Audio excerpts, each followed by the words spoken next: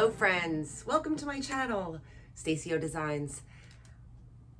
I am talking about something very exciting today because this is maybe the third time that I've done this. So I wanted to share it with you guys. I have been making signs, but I've been using DTF, and a huge time saver. So many options because you can print full color on top of each other, no problem. So I'm going to show you today how you can make these, 3 different ways to do it.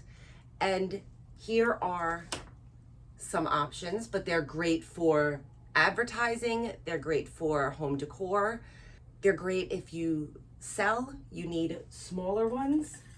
Like this, I made a small tiny one. You can use them for signage at your farmer's market if you sell your products. And here's something, a home decor sort of thing. And this large one will be inside of a sandwich board for this Bearcat company. So let's go ahead and I will show you everything you need to know how to make a sign with DTF. So here are the items that you're going to need. Is some foam board. I got these at an art store, but I've also used the ones from Dollar Tree. These are definitely a little bit higher quality. It has a better finish on it. Dollar store ones are more like paper. A razor cutter, a microfiber cloth to keep everything clean. Obviously your DTF transfers, a Teflon sheet or a parchment paper. I'm going to use parchment paper today for the smaller projects, and my press already has a Teflon sheet on it. You will need some heat resistant tape, and of course your heat source. So I have my swing away press here, and I have a little mini press here.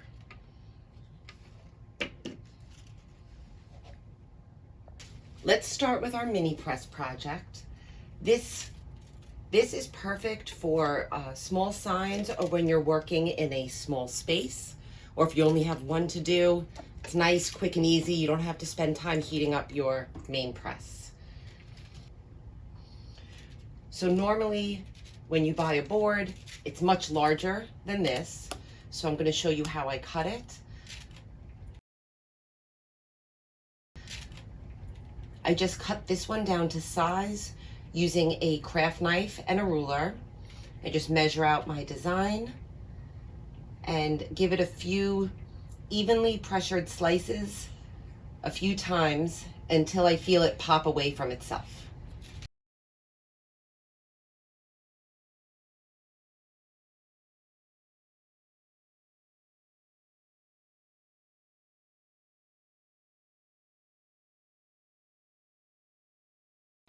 So first thing you want to do is prep your sign, and I just have a microfiber cloth.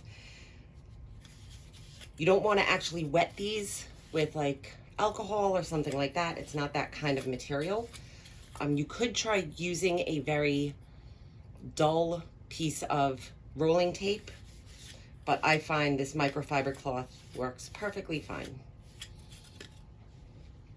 So I'm just going to position my transfer right over this. And I'm just going to eyeball it and then tape it down so it doesn't shift while we're doing this. Place my parchment paper over top and then use my mini press in sections and just very gently doing this. And I'm just activating the adhesive. So you want firm but light pressure. And I know this is inconsistent with how normal DTF pressing techniques are, but this is not a shirt. This is basically paper. And I found that the DTF can easily bubble if you apply too much heat and too much pressure. It's better to apply some pressure and some heat And then if you see that it's not sticking, do it another time. But once you go past that point of applying too much heat, you can't fix it. So we're just gonna check this. Let me check it from this side. And that's all it was. I have this on low, and I did not press down hard at all. I like barely glided it over the top. And that's it. And you don't even need to do a second press on these because you're not gonna wash them. This isn't clothing. And then we have our cute little sign. Next, I'm gonna do this one that's a little bit larger. And while I could use my mini press and it would be perfectly fine, just going like that, we're gonna use the actual heat press. So I'm just gonna prep it really quick, get all those little lint fibers off.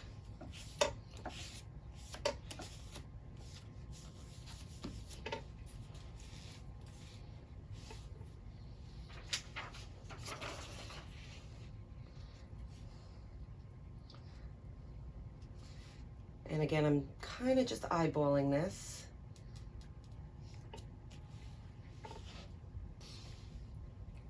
I'm just going to tack this down to where I want it.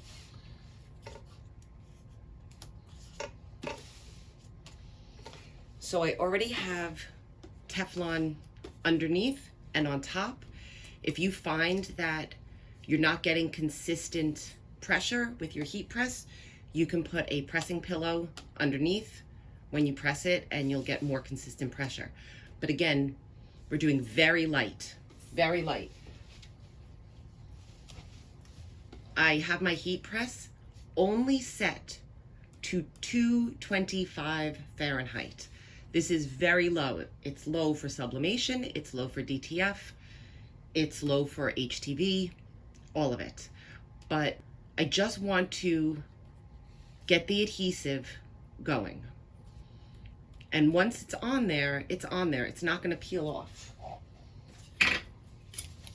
It's not like vinyl. You can't peel this off. I'm using my nail and it's not coming off.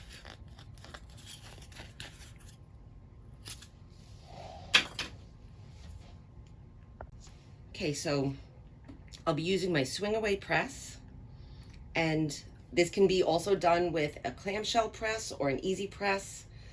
This one is faster, it's more consistent, and you can apply even pressure all at once.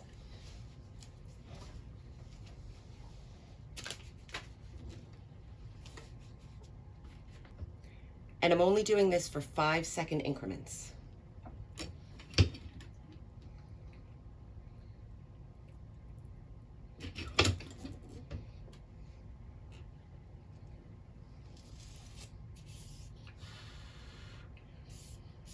Just letting it cool off a minute.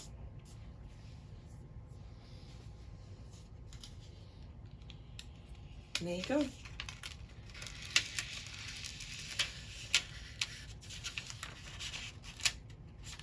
And so see right here, it kind of came up a little bit.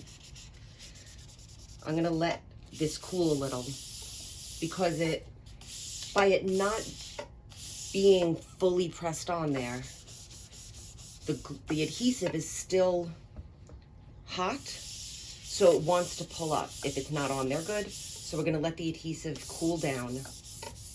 I'm just trying to absorb some of the heat.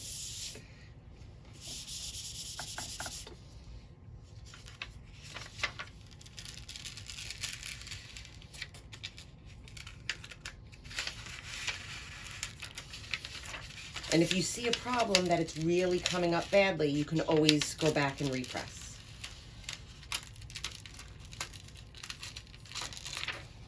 And that's it.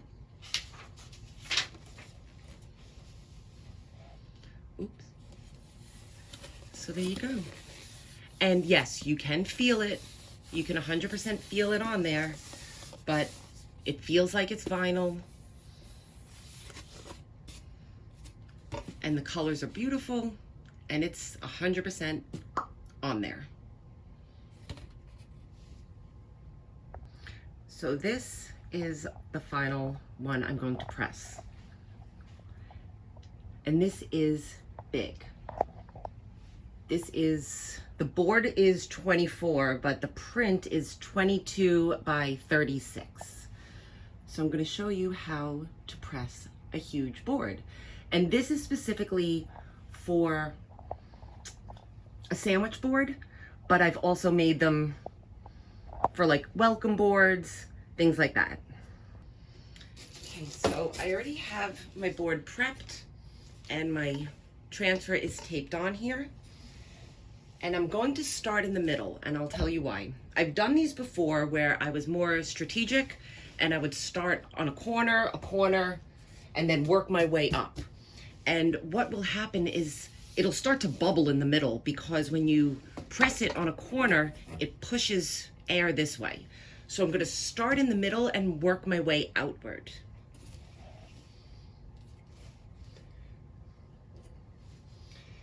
And again, I'm doing very low temperature, 5-second increments, light pressure.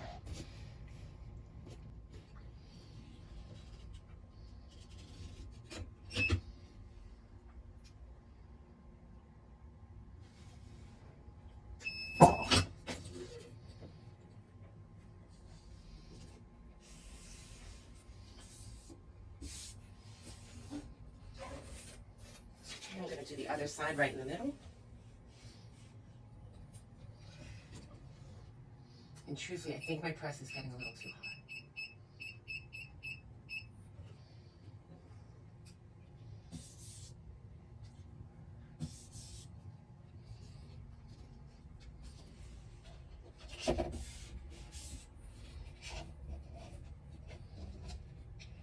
Oh. Hold on, I have to move the... Sorry, the tripod was in the way.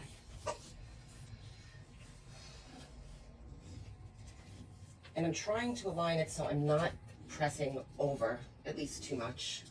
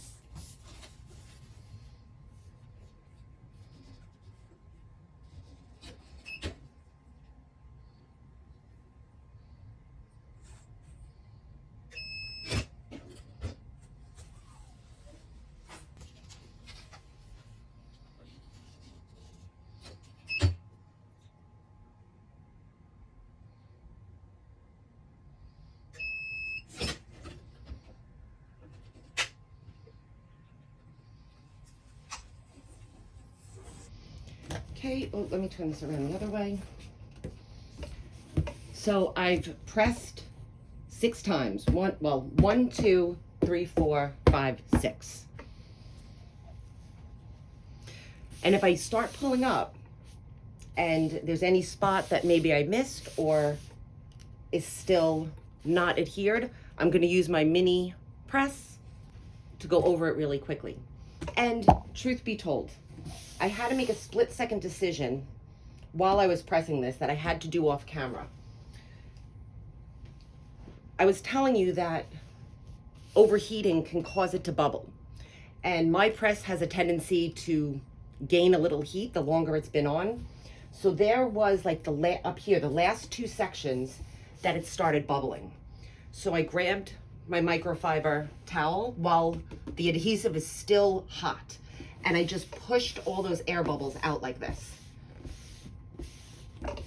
And now everything is adhered. So we're learning together.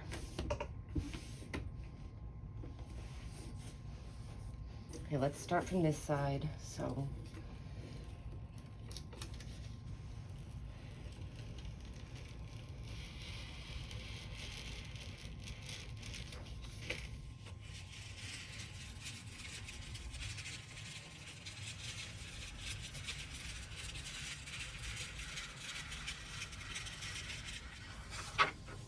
far so good.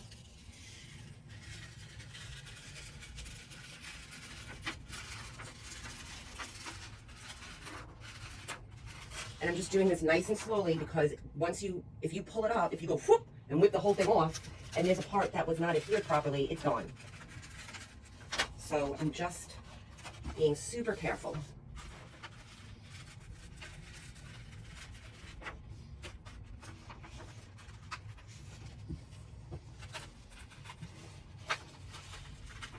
And I'm kind of going in a back and forth motion. And I don't think that particularly matters. It's, see, I'm feeling a little resistance there. So maybe I missed a whole section.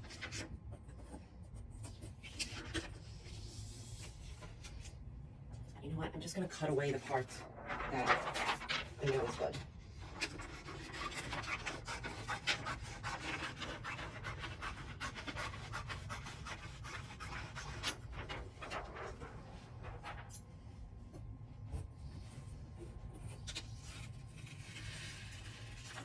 Where were we here?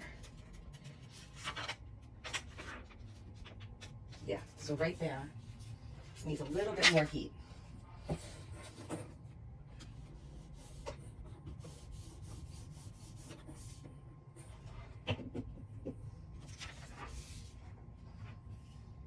Oh, geez, I thought that was parchment. Okay, well, don't do that. I thought I grabbed parchment. I grabbed part of the film.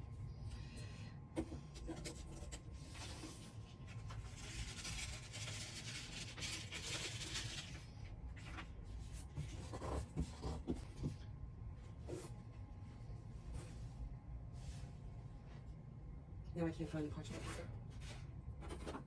Okay.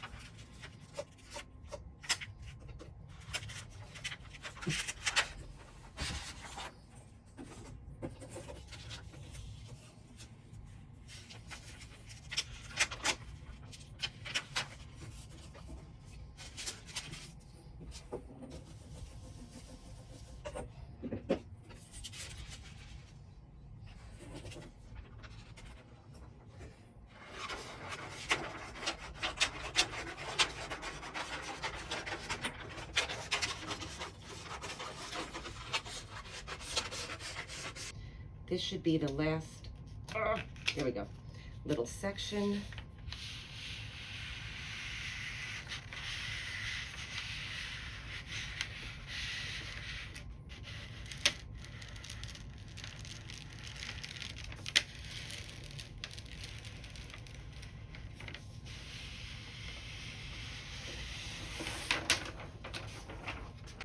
Okay, so here is the whole thing on the board, pressed. And if you want to take a nice close-up,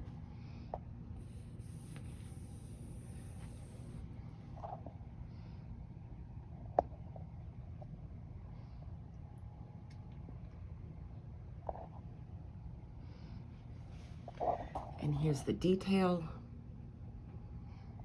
Okay, so just to do a quick recap, the mini press is great for small projects. The swing away clamshell or even the Cricut heat press gives you fast professional results on medium-sized projects. And the large board method, it definitely takes a little patience, but it is totally worth it. So now that you know how to apply DTF transfers onto foam board, no matter what kind of press you have, let me know in the comments which method you'd try first, or if you've already tried this before, and if you have tips and tricks for me. Don't forget to like, subscribe, and check out my other videos for more DTF tricks, sublimation projects, and creative tutorials. Thanks so much for watching. Happy pressing!